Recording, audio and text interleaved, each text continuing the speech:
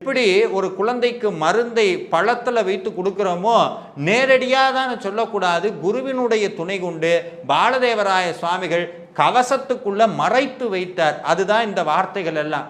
இதை சொன்ன அடுத்த நிமிஷம் முருகன் வந்து நிற்கிறார். முருகன் எப்படி இருந்தாரா? முப்பொறி நூலும் முத்தனி மார்பும் செப்பழகுடைய திருவயிர் உந்தியும் துவண்ட மருங்கில் சுடரொளி பட்டும் நவரத்னம் பதித்த நச்சீராவும் இருதொடை அழகும் இணைமுழந்தாளும் திருவடி அதனில் சிலம்பொலி முழங்க. வார்த்தையை கவனிக்கணும். சிலம்பொலி முழங்க அப்படின்னு என்ன? முருகன் வந்ததை இங்க பதிவு பண்றார்.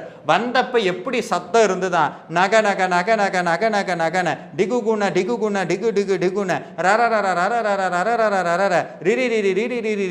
ரிரி. இது என்ன சார்? ஒரு அர்த்தமே இல்லாம ஒரு வார்த்தையை போட்டிருக்காங்கன்னு. ஒரு நல்ல ஒரு விஷயத்தை கவனிக்கணும். நம்ம பேசும்போதே ஒரு முக்கியமான வார்த்தைகளை பேசும்போதே இல்லை முக்கியமாக ஒரு விஷயத்தை பேசும்போதே தேவையில்லாத